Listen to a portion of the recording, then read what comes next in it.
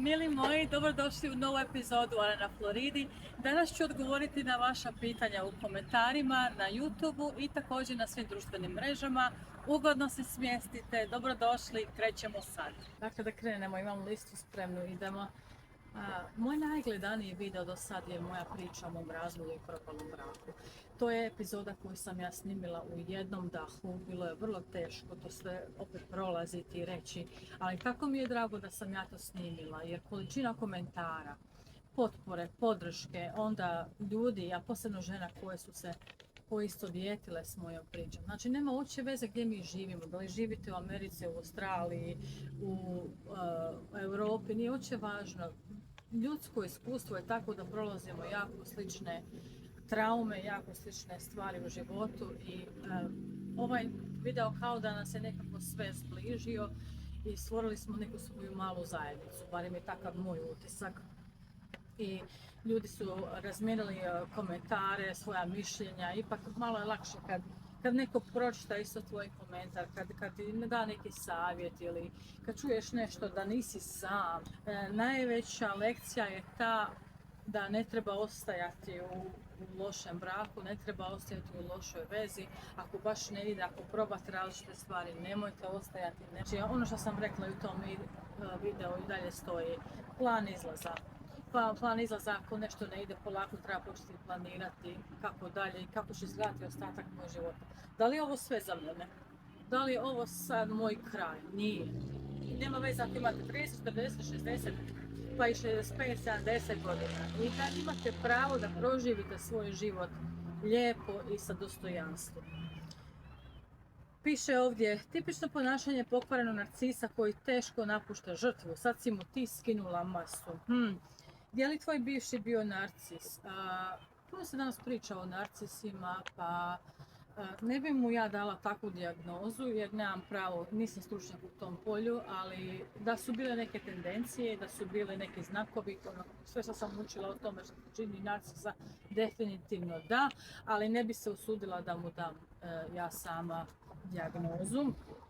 I to je sad završena priča, komunikacija se smanjila na neki minimum, on se pokušava snaći u svom životu i idemo dalje. Razvela sam se sa 37 godina, 4 djece, vidjela sam crvene zastavice, ali sam se nadala. Nada ne drži brak, kako je ovo moćno i točno.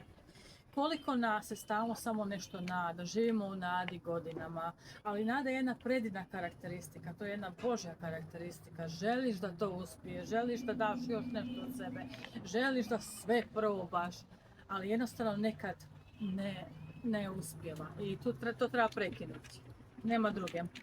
Onda, ako ste brak izgubili, nemojte izgubiti sebe. Kako je ovo dobro i moćno. Koliko nas, posebno žena, jer smo odgojene i dolazimo iz takve kulture, dolazimo iz takvog podneblja gdje se trpi. Naše žene su generacijski puno više prije nas, nas mlađih, naučene da šutiš, ali u tome samo jako lako izgubiti sebe. Ne smijemo izgubiti sebe. Mi imamo pravo da smo sretne, ne samo žene, nego i muškarci. Život je tako lijep i život je Božji dar. Nema niko pravo da uzima. I važno je sačuvati sebe, znači svoj hobi, svoj interes i početi živjeti kako je najbolje moguće. To ne bi mogli početi živjeti po svojim pravilima. Nikome ne škodimo, ajmo živjeti punim plućima. Uvijek sam pričala otvoreno o svom krahu i to mi je pomoglo da se vratim u normalan život. Znači, koliko je važno pričati o tome, ne samo šutiti i stavljati po tebi. Ajmo stvoriti svoju zajednicu, ajmo pričati o tome kako nam je. Možda i neko drugi neutralan može vidjeti to sa druge strane. Ana, gledala si kroz ružičaste naočale iz svoga muža i Ameriku, mogla si uspjeti živjeti u svojoj lijepoj Hrvatskoj.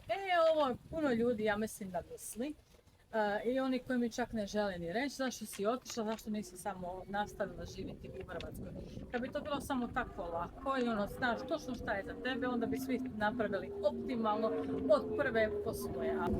Ja sam tu već skoro 24 godine i ja sam ovdje izgradila svoj život. I ako ste pratili moj kanal, znate i za moju situaciju kakva je bila za mene doma, bila je vrlo teška i nisam imala potporu. Da li bi ja mogla uspjeti, imati dobar život u Hrvatskoj? Apsolutno, ali ja sam ovdje od kad sam navršila 18 godina.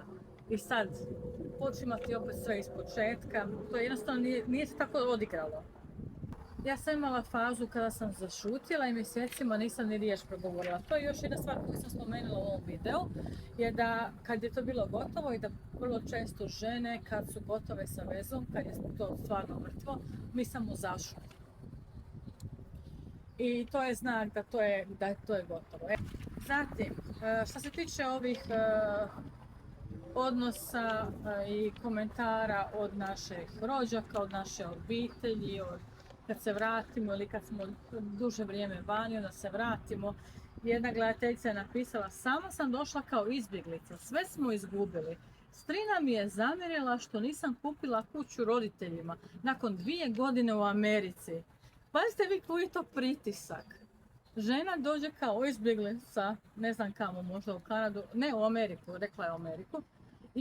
I sad jedva čeka da dođe doma, da se odmori, da se obnovi, da joj bude bolje, da uživa sa svojim voljenima.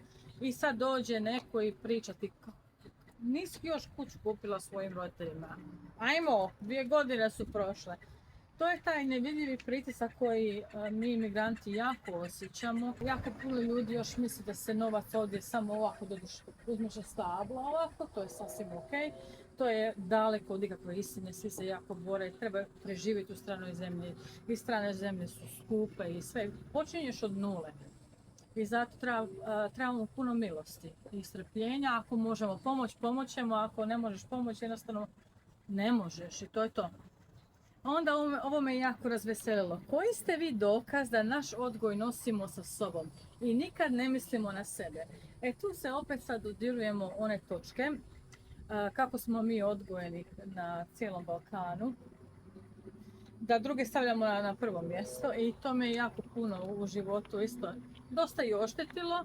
Mislim, to je dio moje prirode i ne mogu biti osoba koja ne misli na druge ljude i koja neće pomoći drugim ljudima i pomisli samo na sebe. Ali stvarno mi previše stavljamo druge ljude na prvo mjesto. Onda, roditelji nisu nikad zadovoljni bilo šta da uradiš. Evo, ovo je isto mišljenje realistično puno naših ljudi koji su vani i koji su i dalje u svojim državama, da nekako se osjećamo, tvrdi su neki naši roditelji i imaju te neke svoje jako čvrste poglede i nema dalje od toga. Mora biti ovako kako on ili ona si zamisli.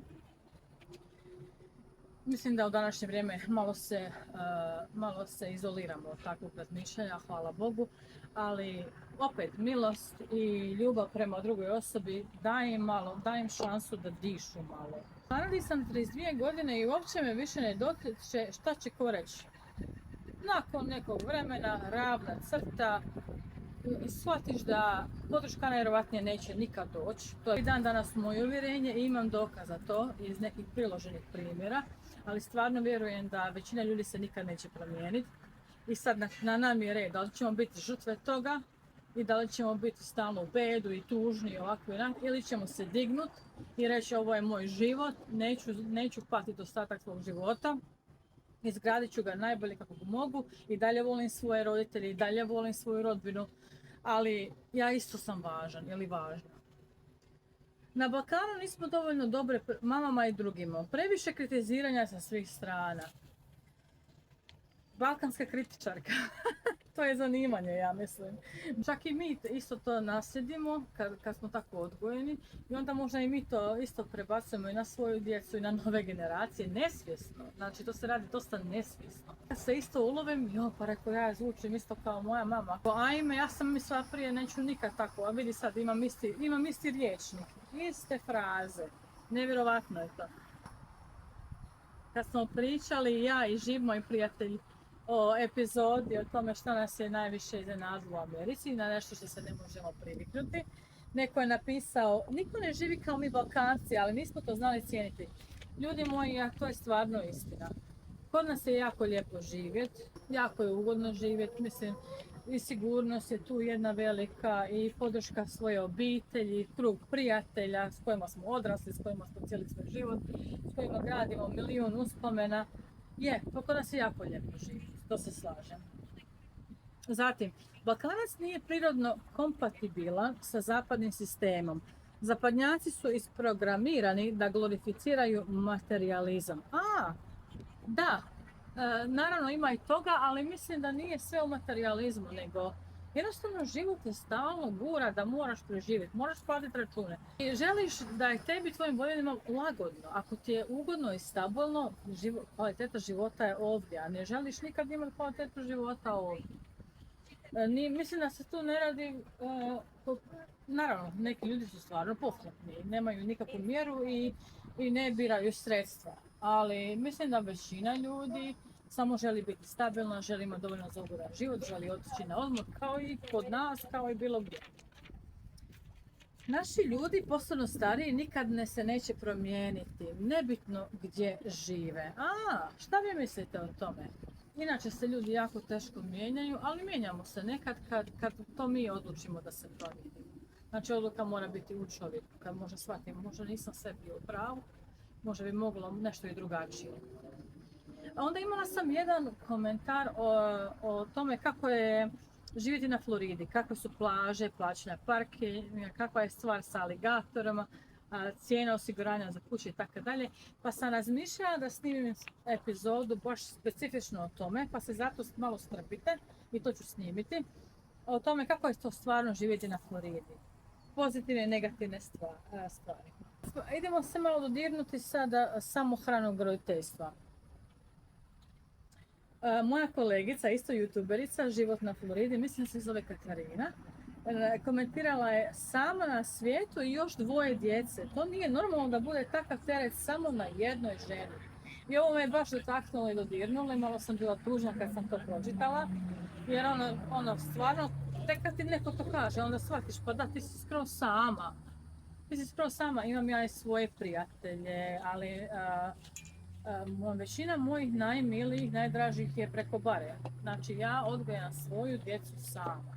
Evo, to je činjenica. Kako preživjeti bez podrške? Dan po dan i još mi je neko, moja draga Đurđa jedna, ja mislim. Ona mi je isto napisala jedan komentar. Kako se snalaziš sama s djecom? Kako se snalazim sama s djecom? To su moja dječica, to je najveći poklon od Boga. Svaki put se sama sebe podsjetim to kad mi bude teško, neki ljudi nikako ne mogu imati djecu. Neki ljudi su izgubili svoju djecu i pokušam uvijek vidjeti pozitivnu stranu, a to je da rastu, da će izrasti, daj Bože, u dobre ljude, da ćemo biti složne prijateljice jednog dana.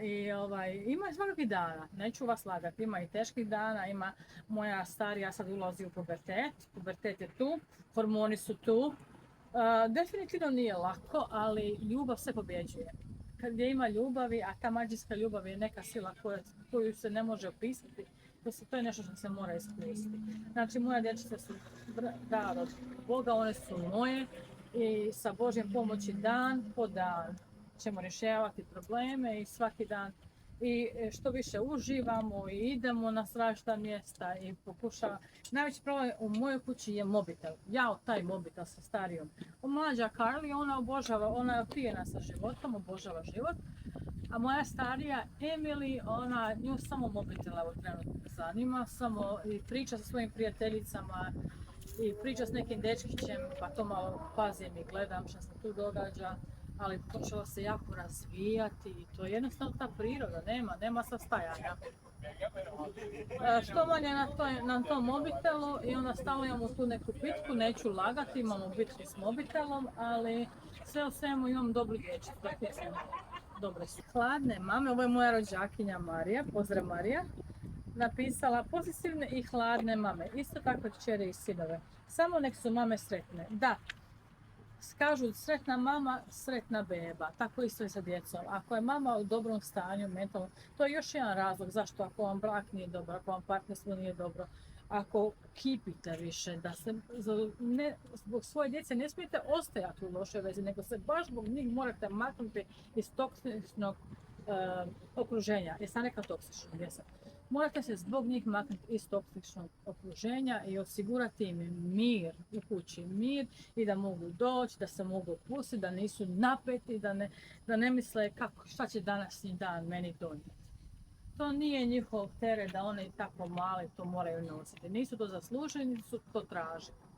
Što se tiče povratka na Balkan ili ostanka u Americi, video sa Ivanom Hrabrićem, čovjekom koji se preselio u Hrvatsku, naših je korijena, ali je odrastao u Pensilvaniji. Veoma mi je drago kad čujem da se naši ljudi vraćaju svojim korijenima. Nije sve u novcu. Pa upravo tako. Svi mi razmišljamo kao imigranti u povratku. Mislimo da je sad možda vrijeme, da se vratim. Ali jednostavno opet logistika i ritam života i korijeni koje smo pustili nije to uvijek moguće. Ali predivna mi je ta priča i nevjerovatno je hrabar gospodin Hrabrić. Divim se desetinama hiljada iz svih balkanskih zemalja koji su 60-ih i 70-ih bez znanja ičega kretali na strašno dug put za komadom hljeba. Da, o ovome jako često razmišljam. Još u današnje vrijeme je sve drugačije. Ja sam isto došla u Ameriku sa nekim znanjem engleskog jezika. Imala sam predznanje. Već je svijet bio moderniji, ali zamislite vi ono ukrcavanje na onaj brod. Svi imamo rodbinu, svi znamo nekoga. Podu na onaj brod, oni nemaju pojma šta njih čeka u stranoj zemlji. Nije bilo niti interneta, niti mobitela, niti dopisivanja na Viberu, ništa nije toga bilo. Pa smo opet preživjeli i život ide dalje. Ljudi su, a posebno naši ljudi, mi smo tako hrabri, mi smo tako otporni na sve te poteškoće. Jednostavno imaš ono, ili se boriš ili se predaješ, nema između. Jedna gospođa je napisala, svi ste vi usamljeni, što se tiče nas kao imigranata. Naravno smo usamljeni, to bi bila laž da kažemo da nismo usamljeni, da nema puno dana, puno noći kad te opere neka luda nostalgija i ne možeš se otarasiti. Nekad je važno, i mislim da je ovo sa psihološke strane istina, nekad je važno jednostavno pustiti i proživjeti samo svijest u tim emocijama, nek dođe bol, nek dođe nostalgija, nek bude teško, ali treba samo pustiti, to je sve dio životnog procesa. Sunčano i oblačno i kišno. Sve ovisi. Tu neki čovjek peca. Ja gledam stalno, hoće nešto on uloviti. Htjela sam reći, usamljenost je dio života. I ako ste u svojoj domovini, i ako ste, ne znam, tisuće kilometara daleko, to je ljudsko iskustvo i to jednostavno se mora proći u svom sistemu i nema se tu o čemu previše diskutirati, nego usamljenost je normalna ljudska emocija. Onda dobila sam komentar o tome koliko ostane nakon plaće, jer sam napravila epizodu o tome kakve su američke i floridske plaće. Znači, ovisi. U nekim državama postoji porez na osobni dohodak, dok na primjer na Floridi ne postoji porez na osobni dohodak. Sad recimo, ako neko ima plaću od $70,000, uzimaju mu i za mirovinsko, ako ima onaj 401k, uzimaju porez za mirovinu, uzimaju za zdravstveno osiguranje. I sad jako je teško reći točno koliko, jer to ovisi od firme do firme. Ako je firma velika, obično imaju jako dobre beneficije u tome da zdravstveno osiguranje nije skupo. Na primjer, ja radim za malu firmu i moje zdravstveno osiguranje je dosta skupo, jer poslodavac mora nositi dio troška. I to dosta veliki dio troška i oni naravno na svim načinima pokušavaju što više uštedjeti. Recimo ako živite u Chicagu, porez na osobni dohodak ja mislim da je 35 do 40%, isto tako i u Kaliforniji. Iako su znači tamo plaće jače i bolje, ali porez je dosta velik. Pa na kraju nekako mi se čini da to sve dođe na istu stranu. Znači minimalac je $14 po satu, mislim da u Kaliforniji je oko 20. Svaka država ima svoja pravila i svaka država ima svoj način. Ali ja bih rekla da nakon svih izdataka neto plaća je možda 20% manja, do 20 do 25% manja nego bruto. Zatim jedna gledateljica me je pitala, bila si tako mlada kad si došla u Ameriku, pa kako si se nosila s tom nostalgijom za svojom domovinom i kako si se prilagodila? Znate kako, kad si mlad i kad si još malo glup, ja sam imala skoro pa 18 godina, 5 dana prije 18. rođendana. Kad si mlad, nekako je sve lakše i još si naivan, i još si malo glup. I misliš, pa to će biti tako jednostavno, to će biti baš kao američki film. Pun si onom nekog životnog elana. Zato meni je bila prednost da sam ja došla u Ameriku ranije, dok sam imala još velike iluzije o svijetu i dok nisam puno znala toga. To mi je zapravo pomoglo da imam nekakav svjež početak i nisam imala nikakve ogorčenosti. Imala sam samo ljubav, imala sam samo ushićenje prema Americi i to mi je jako pomoglo. Također moj temperament da sam jako pozitivna osoba. Nekako uvijek pokušavam okrenuti sve na pozitivno, pa makar i nije pozitivno. Ne mogu dugo biti tužna, to mi ide na živce, to me onda jako umori i ubija mi duh, to ne mogu dugo biti, pa nekako uvijek tražim izlaz iz te situacije. I ja sam napravila kako sam najbolje mogla i htjela sam na to moje američko iskustvo jer nisam znala da ću ostati tu zauvijek i još ne znam da ću ostati tu zauvijek, ali htjela sam dati sve od sebe i iskoristiti svaki trenutak. Zatim neko me je pitao koji su moji hobiji, a to mi je baš ovako slatko pitanje. Hobiji su mi spavanje koje rijetko radim, obožavam spavati, ali to je jako rijetko za mene sad. Zatim volim čitati, jako volim čitati. Ja sam bila jedna od rijetkih čudakinja koja u srednjoj školi obožavala sam čitati lektiru. Jako sam voljela čitati lektiru, samo nisam voljela onu staru antiku i kad nisam razumjela one riječi. Ali obožavala sam čitanje, čitav svoj život. Volim ići na bazen, volim ići na plažu, volim ići na druženja, volim život, evo, to su moji hobiji, ali najbolje spavanje. Kad budem stara žena, kad budem u onom staračkom domu, onda ću ja lijepo spavat. Dobro, morat ću igrat tombolu, onda morat ću, ne znam, pričat sa vršnjacima, ali onda ću se više naspavat. A dotad to nekako ću izgurat. Ali još želim reći da nisu svi komentari pozitivni, to me isto jako iznenadilo, posebno opet na onom videu u mom razvodu. Postoje jako ogorčeni, ljuti, nezadovoljni. Ne znam zašto, neki ljudi pišu takve neke odvratne stvari, ali ja sam u svojoj glavi posložila, kad sam odlučila da ću se početi aktivirati na YouTube, ja sam sebi rekla neće biti sve pozitivno, baš kao ništa drugo u životu. Ali nekako sam se pripremila da će biti i negativnih komentara i zajedljivih, ali stvarno ne znam koja je psihologija neke osobe koja sad, ne znam, negdje iz podruma igra igrice i dođe na Anin YouTube kanal ili ne znam šta već radi sa svojim životom, nezadovoljnim. Umjesto da se prošeta malo vani, umjesto da uživa u ovom lijepom životu, ide napisat neke odvratne stvari. Pa mislim, šta je vama ljudi? To su ljudi koji su stariji, znam da su stariji, nisu balavci. Ja ne znam šta je tim ljudima, koja je psihologija takve osobe? Ali dobro, šta se tu može? Ja im opraštam i idemo dalje. Na kraj, ljudi moji, ako volite moje američke priče, ja bih vas htjela zamoliti da se pretplatite na moj kanal, kako ne biste propustili još priča iz daleke Amerike. I puno mi znači sve vaše gledanje, vaše komentiranje. Nastavite komentirati, nastavite gledati, pa ćemo napraviti još ovakvih epizoda gdje odgovaram na vaše komentare. Ja to sve čitam, uživam u druženju s vama i jako sam sretna da ste mi dali svoje dragocjeno vrijeme. Znam da imate puno opcija i ne uzimam nikad niti jedan pregled zdravo za gotovo. Do sljedećeg druženja, mili moji. Pozdrav od vaše Ane. Ćao! Moj prijatelj ribar je još tu. Nažalost nije ništa ulovio. Ja sam malo krajičkom oka malo promatrala, ali nije ništa ulovio. Nažalost morat će preskočiti večeru večeras. Ali Bože moj, uvijek postoji sutra. Ima dobar stav, pozitivan je.